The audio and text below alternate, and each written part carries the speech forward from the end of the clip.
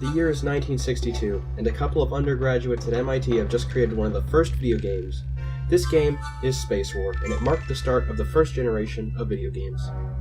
Video games would go on to be very complex and advanced, as well as a lot more common in everyday lives in the next 57 years. And in this video, we will be discussing the history of video games, how video games evolved, what the future of video games might look like, and what the most influential video games are in existence. Starting, of course, with the history of video games.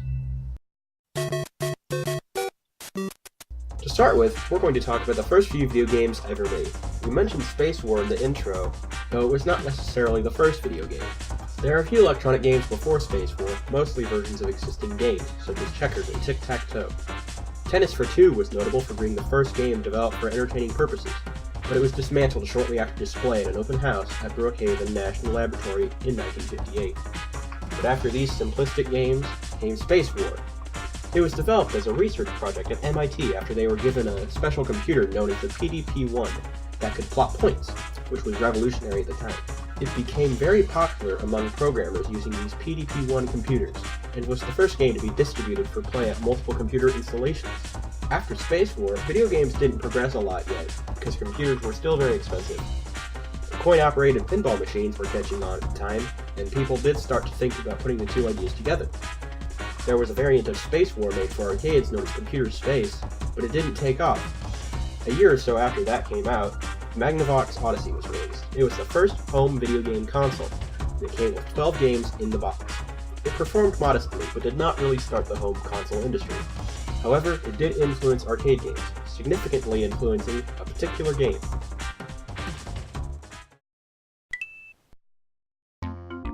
The game I'm referring to, of course, is Pong. If you've heard of Pong, please raise your hand. Thank you. Pong was developed by the guys we mentioned earlier who made Computer Space, now formed into a new company known as Atari. The coin-operated version was first sent out for testing in a bar, where it quickly had to be sent in for repair. The reason it had to be repaired was because it had too much money in it. It was very successful, to say the least.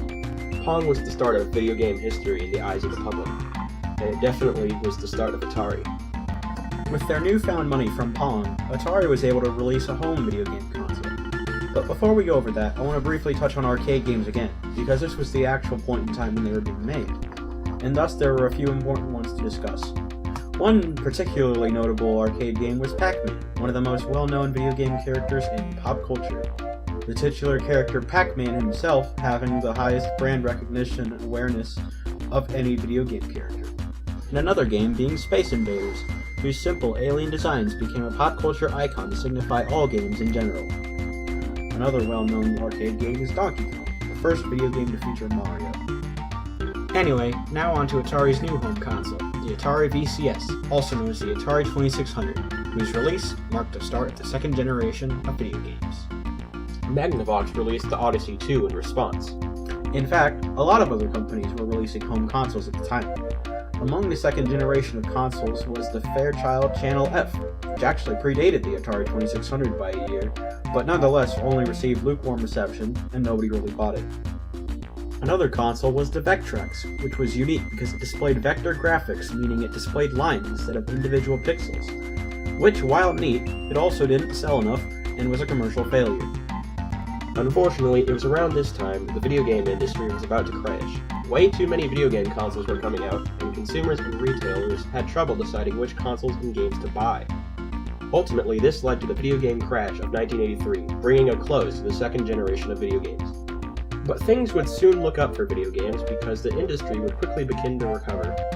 Nintendo, a veteran from the arcade game industry, started the third generation of home consoles by releasing the Family Computer, also known as the Famicom, in Japan, along with a few ports of their arcade titles. While it didn't initially take off, after a product revision, it saw massive success. It was later released in the West as the Nintendo Entertainment System. Launching with Super Mario Bros., among others, made it a great success. Nintendo also put into place a product approval and licensing process to keep the library of NES games from becoming bloated with low-quality games. This, along with avoiding terminology typically associated with video games, referring to that console as an entertainment system, helped bring back consumer confidence in video games, and success to Nintendo. The NES had greatly advanced technology compared to prior consoles, having much smoother graphics than consoles like the Atari 2600. It also had a revolutionary plus-shaped directional pad on the controller called the D-pad, which became a standard in video game controllers that is still used today. Since video games were prospering again, good video games actually had the chance to come out now. A handful of successful games on the NES included Super Mario Bros., the mother of all platform games, The Legend of Zelda, and Metroid, all of those being created by Nintendo, as well as some third-party titles, such as Final Fantasy by Squaresoft, Castlevania by Konami, and Mega Man by Capcom. Around this time, Nintendo also released a handheld console, known as the Game Boy, which also achieved massive success, launching with Super Mario Land and Tetris. And, everyone knows how popular Tetris was. Look at those numbers! Anyways, the NES and Game Boy together were very successful for Nintendo. Meanwhile, Sega released the Sega Genesis the same year as the Game Boy, launching with Sonic the Hedgehog, starting the fourth generation of video games. It would quickly become Nintendo's main competitor, mostly through their marketing towards more mature audiences with games like Mortal Kombat. Down the line, their willingness to publish more mature games would lead to the formation of the Entertainment Software Ratings Board, or the ESRB for short. After the NES's success, and to compete with the Genesis, Nintendo released the Super NES, known as the Famicom in Japan, launching with F-Zero and Super Mario World. It was a great success. Some of the best games on the Super Nintendo include the aforementioned launch titles being F-Zero and Super Mario World, Legend of Zelda: A Link to the Past, Super Metroid, and Mega Man X. Also, the Super Nintendo had early 3D technology, using a special processor in certain cartridges known as the Super FX chip, particularly known for its use in the game Star Fox to create primitive 3D modeled spaceships. Sega was also working on 3D technology with their Sega 32X add-on for the Genesis. These would soon lead to the development of new 3D-oriented game consoles.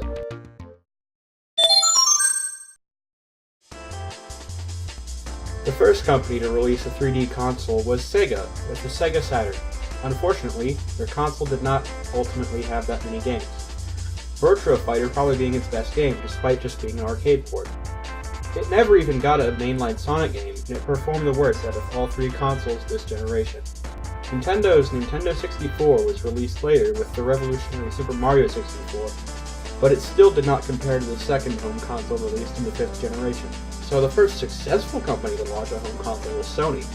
Now, assuming you are only just now learning about this, you might be thinking, where did Sony come from? How were they the first to see success? So, earlier, Sony had been working with Nintendo on a project called the PlayStation. Nintendo backed out of this deal and instead decided to work with Philips on some games that had no long-term impact on anything. Philips is Sony's direct competitor. So naturally, Sony makes a home console on their own since they weren't going to let their work with Nintendo go to waste. This actually worked. Sony's PlayStation ended up seeing more third-party support than both Sega and Nintendo. The Nintendo 64 and the Sega Saturn both had their share of good titles, Nintendo more so than Sega, but neither could compare to the library of games the PlayStation had. There were so many good games on the PlayStation. If you liked RPGs, you had Final Fantasy VII. If you liked stealth games, you had Metal Gear Solid. Platformers, Crash Bandicoot and Spyro. Racing, Gran Turismo. The PlayStation had it all. The PlayStation brand continued to have it all into the 6th generation of consoles with the new PlayStation 2, or PS2 for short, which ended up being the single best-selling video game console of all time, its lifetime sales being just over 155 million units. Prior to the release of the PS2, Sega released the Dreamcast, but it commercially flopped and it didn't have many games, much like the Sega Saturn, except even worse. It was too far ahead of its time, and it was too expensive for most consumers. Nintendo released the GameCube in 2001, which comparatively saw much more success, and it released with Super Smash Bros. Melee, which is a game people still play today, by some miracle. Microsoft joined the video game industry with the release of the Xbox, launching with Halo Combat Evolved, which was inspired by earlier first-person shooters on PC, such as Doom and Quake. And its sequel, Halo 2, brought online multiplayer to home consoles with the new Xbox Live service. Ultimately, Microsoft's success with online play on Xbox and Sony's large third-party library left Nintendo the weakest of the three, which is what I would have said before the Nintendo Wii came out. Nintendo needed to get an advantage over Microsoft and Sony for their next console because the GameCube did okay, but was not doing great, and it didn't have good third-party support. So they figured, what if we sell motion controls golf to people who have never played a video game in their life?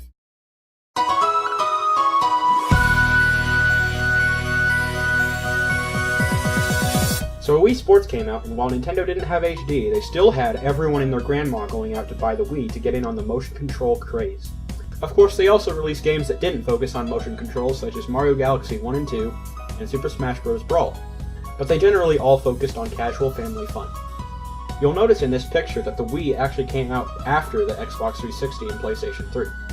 So naturally, since Microsoft and Sony didn't have time to implement motion controls into their consoles at launch, since the Wii came out after their console's release, they had to try to get in on the motion control craze with external peripherals. Microsoft came up with the Kinect, which, while technically impressive and capable of some real-world applications, ultimately it didn't work well for the intended purpose, which was for gaming, and in 2017 it was discontinued. And Sony came up with the PlayStation Move, which was largely forgotten, but did eventually find use as part of the PlayStation VR setup a couple of years later. It should be noted that it was around this time that mobile phone games started to pop up, with the advent of the smartphone. Most phone games are free to play, using methods such as advertisements to get money while you play, instead of requiring an upfront cost that may be seen as not being worth it. But some phone games use psychologically manipulative tactics to get you to buy virtual goods, called microtransactions, or at minimum get you to play the game more. These games typically earn their money from a small percentage of the player base who pays a lot more than everyone else. Some developers these days are greedy enough to put these in AAA games, in which you already pay full price for. An example of this being the initial version of Star Wars Battlefront 2 by EA, where you can essentially pay to win by purchasing loot boxes that randomly give you rewards that are typically less easy to obtain by actually playing the game, encouraging the player to pay money. Historically, people have tolerated these more in free games since they do have to earn money somehow, but in full-price games, they give a negative impression to audiences. Some countries are passing laws to regulate these loot boxes in video games due to their similarities to gambling, and since these systems tend to negatively affect game design, I would not mind that. Anyway, after the Wii craze ended, Nintendo released the Wii U. Now, you in particular might know that it was a completely different home console to the Wii, but most people just thought the Wii U was a peripheral for the original Wii. So of course, despite having Super Smash Bros., Mario Kart, and Super Mario Maker, no one bought it. Meanwhile, Microsoft was working on their new console, called the Xbox One. The initial reveal of the console was very weak, with a strange system designed to avoid piracy where you couldn't resell or refund any games after purchasing them, and playing any game required an active connection to the internet. This was very poorly received by consumers, and it was scrapped after the backlash. When the Xbox One launched on November 22, 2013, it was received mostly positively. In recent times, compared to other consoles, it has been criticized for not getting nearly as many high-quality exclusive first- or third-party titles, though generally the platform itself was well received. At the Electronic Entertainment Expo convention, or E3, for the year 2013, Sony announced the PlayStation 4. During this presentation, it took advantage of the fact that Microsoft was still pushing for the strange anti-piracy system and promoted themselves as not doing that. Sony had more appeal to customers with the lack of the aforementioned intrusive anti-piracy system, as well as more appeal to indie developers with easy access to development tools. On top of this, the PS4 had more high-quality exclusives than the Xbox One, including such titles as God of War, Spider-Man, and Horizon Zero Dawn, which is likely a reason why the PS4 is selling so well. Ultimately, these advantages added up, and despite some recent conflict over multi-platform cross-play multiplayer, the PlayStation ended up returning to their status as the most popular console of the generation. After these consoles were released, Nintendo discontinued the Wii U because it was a failure, and released a Nintendo Switch. Nintendo learned from their marketing mistakes with the Wii U, and along with Legend of Zelda Breath of the Wild as a launch title, and later down the line, Super Mario Odyssey, along with a lot of support from indie developers, as well as the ability to conveniently take the console on the go, made the console Nintendo's greatest success in recent years. And that covers almost everything up to modern day. I didn't go into that big of a detail on PC or portable games throughout history, but we'll talk more about PC games in the next section, and just to briefly go over handhelds, Nintendo was generally the only successful company creating handheld game consoles with their line of Game Boy systems and Nintendo DS systems. Sony did try to make some handhelds, but they ultimately didn't perform very well compared to Nintendo's products. Now that we've covered that, let's move on to the second half of the video, which is answering the big picture questions mentioned at the beginning of the video.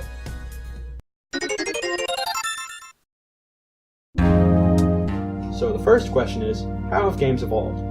So obviously consoles and computers have had many technological advances throughout the years, such as graphics, input methods, audio, and processing power. Another question, how has the design of games changed over the last 30 to 40 years? I think that mostly as a blanket statement, the game design itself hasn't changed too much, but with more examples of game design in existence, more people have examples of existing good design to learn from. So thanks to that, as a whole, game design has improved and will continue to improve. Of course, there are still games that are badly designed. As I mentioned earlier when talking about phone games, adding microtransactions changes the focus of the game from being a fun experience to getting as much money out of you as possible, which, while profitable, isn't necessarily a good game design choice. And of course, if a developer doesn't properly design something, it won't be great. But to be fair, both these things were true back in the early ages of video games as well, with arcade games being designed to be difficult and make you want to keep giving them quarters, and the large amount of low-quality games being released on the Atari that led to the 1983 crash. So basically, as far as game design goes, things are easier now, but still mostly the same. So there are a lot of things games could do in the future. Graphics quality will likely continue to increase over the next few years as competition between AMD and Nvidia, the major companies behind common graphics processing units for PCs and consoles, continue to provide innovation from both sides. Virtual reality projects will likely start to see more success as VR headsets like the HTC Vive and Oculus Rift are becoming more cheap and accessible to consumers. More specialized or competitive digital game markets instead of Steam might start to be a thing, with newer options popping up such as small web-centric store itch.io, the recent Epic Game Store, and Nintendo's indie-friendly Nintendo Switch eShop platform, all providing new adequate options for digital distribution of games, creating more competition for existing platforms like Steam.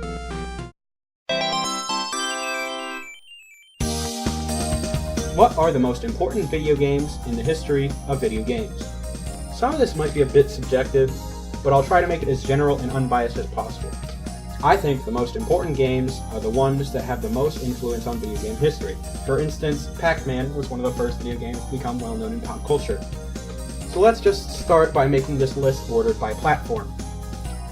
Obviously, Space War is going to be the first on the list for PC because it was the first video game, meaning it influenced the rest of the video games into existence. Of course, it's on the list.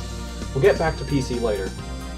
Next for the arcades, I'm going to put Pong, Space Invaders, Pac-Man, and Donkey Kong, respectively because Pong was the first successful arcade video game, Space Invaders was the most popular and successful video game at its time, Pac-Man because of the reasons stated earlier in the example, and Donkey Kong because it was the first game where Mario appeared, starting a legacy of Mario games that continues to this day. The Atari 2600 was successful, but most of the games people remember fondly on it were just ports of arcade titles, which I would just put under arcade if I wanted to put them on a list. Nonetheless, there are two titles that the Atari 2600 had that I found notable, being Pitfall and Adventure, because Pitfall led to some development of the platforming genre, while Adventure was a bit influential on role-playing games, being one of the first of its kind on a home console. Next console is the NES, for which I would say the most notable games are Super Mario Bros. For further refining the platform genre, Legend of Zelda for further refining the action RPG genre, Final Fantasy for developing the turn-based RPG genre, and Metroid for doing its own thing, taking a more exploration-based take on the platform genre. This would later become a genre of its own. On to the Sega Genesis. The most important games on the Sega Genesis are Sonic the Hedgehog for bringing popularity to the Sega Genesis that would start the first console war between Sega and Nintendo, and Mortal Kombat for its influence on the creation of the ESRB. Next up, the Super Nintendo, for which I would probably say the games include Star Fox and F-Zero for their innovative 3D design, leading to further development of 3D in the 5th generation, as well as Super Mario World and Mega Man X, both for basically perfecting the formula for a platformer game. As well as Donkey Kong Country for its pre-rendered 3D graphics that at the time were a pretty effective way of using 3D before it became feasible to render 3D models in real time. Next we have the Game Boy. The games I would say are most important on it are Tetris, for being very, very successful and probably the most well-known puzzle game of all time, and Pokemon Red and Blue, for starting the series of RPGs that would eventually become one of the most well-known and successful multimedia franchises of all time, transcending even video games with its cartoon TV show and the trading card game. Next, we have 80s and 90s PC games, which includes titles such as Doom, which is on the list because of its foundational influence on the first-person shooter genre, as well as being one of the first games to have easily accessible modding support, as well as the Oregon Trail, a well-known educational game for its common distribution throughout school computers in the 80s, thanks to being bundled with Apple IIs, and King's Quest. which pioneered in the genre of point-and-click adventure games. Next, we're going to look at the 5th generation of consoles, and I would start with the Sega Saturn for chronological order purposes, except that as previously stated, it had very little impact. So instead, we're going to look at the PlayStation, starting off with Ape Escape, which, while not the most well-known game, probably, was Sony's first game requiring the new DualShock controller, which had 2 analog sticks. This control scheme would go on to be adopted by the industry as a standard in the future. Another important PlayStation 1 game is Metal Gear Solid, known for popularizing stealth-based games. Lastly, we have Final Fantasy VII, which, on top of being a good RPG for its time, was one of the more successful examples of full-motion video cutscenes, which are still in some cases used to this day. Next is the Nintendo 64, which has Super Mario 64, which was one of the first successful 3D platformers and laid the groundwork for how players should control in 3D space. Another game on the N64 was The Legend of Zelda Ocarina of Time, which is considered by some to be the best video game of all time, and set standards for how a 3D action RPG should play. The Nintendo 64 also has Super Smash Bros., which deviated from the normal fighting game formula, making it play more like a 2D platformer. It also went on to be a very successful franchise for Nintendo. Next up is the 6th generation of consoles. I'm going to start by looking at the PlayStation 2 games, specifically by mentioning Grand Theft Auto San Andreas, which was one of the first well-known open-world sandbox games, and the best-selling game on the console. PlayStation 2 also had Katamari Damacy, which was one of the more unique games released in its time, and despite not selling great initially, it became a cult classic later, beloved for its unique gameplay and eccentric style. It was also among the first set of video games to be placed into the Museum of Modern Art in New York City, alongside such titles as Pac-Man and Tetris, which we mentioned earlier. Side note, it's around this point in history when the consoles are much more recent than the earlier consoles. As such, it's harder to find specific games that had a definitive impact for each console, so I'm going to mention one game for each console from this point on. Anyway, moving on. The Xbox had Halo 2, which was one of the first shooters to have online multiplayer matchmaking, and the most successful game on Xbox Live at the time of release. Then, the GameCube came out, launching with Super Smash Bros. Melee, which is mostly on this list for its immense longevity, maintaining an active competitive tournament scene even to this day. Next up is the 7th generation of consoles, but first let's finish up talking about PC games in current times. Obviously, we have to have Minecraft on the list since it's so incredibly widespread and beloved, as well as being one of the most successful indie games to date, let alone one of the most successful games to date. Another important PC game is Half-Life 2, not only because it was a pretty good single-player first-person shooter, or because Valve won't make the 3rd game in the series, but because with it, Valve launched Steam, a service with which people could buy computer games digitally instead of at the store. To this day, Steam is still the most widely used digital game distribution platform for PC. The last important PC game I'm going to mention is World of Warcraft, which is one of the more successful and popular MMORPGs, having a peak player count of 12 million concurrent players in 2010, and it is one of the highest grossing video games of all time. Anyway, on to the 7th generation of video game consoles, starting with the Xbox 360, for which I would say the most important game is the Xbox Live Arcade title Brave. It was one of the first indie games to sell really well and get a large spotlight, largely thanks to publishing onto Xbox Live Arcade. This led to more indie games being released in the future. Next is the PlayStation 3, with the game BioShock. This game is notable because it was one of the first games that a decent amount of people considered to be art, with its compelling storytelling and themes. It was also highly received, with many accolades and awards to its merit. And lastly for the 7th generation is the Nintendo Wii. I would say the most influential game for the Wii is Wii Sports, mostly because it was the defining factor in the start of the motion control craze, which was followed up with attempts at motion control from Microsoft and Sony with the Kinect and PS Move respectively, which themselves would go on to later influence virtual reality setups, which are still to this day being focused on. It's also one of the highest selling games of all time, and the best selling game to only be released on one platform, being only beaten by Grand Theft Auto 5, Minecraft, and Tetris, in that order. Next, we would move to the current generation of consoles and discuss the most influential games for them, but I had trouble finding games that I determined to be influential, and I would argue that at least for the current generation of consoles, it's too early to determine what the current generation's most important and influential games are. So, I'm not going to talk about the most influential games on current generation consoles. Anyway, The original question wasn't what is the most important game on each console, it was just what are the most important games. So, anyway, that's the list of games that I would call decisively influential. Thus, we can move onward to the conclusion after all this time. So, with that said, I've covered every topic. We went over the history of video games, from early computers to arcade cabinets, then the first consoles, the console wars, the rise of 3D graphics, up to now. We talked about how games advanced over time, with very clear technical improvements of graphics and audio over time. We also talked about the possible future of video games, in that graphics will likely continue to improve in some form due to continuing competition between graphics card manufacturers AMD and Nvidia, as well as that digital game distribution platforms might be increasing and diversifying, as well as the idea that VR will continue to advance along with the decreasing price of VR setups. And for our last question, which games are the most important, we have a decently large list of games that are pretty important across the beginning of video games to the 7th generation.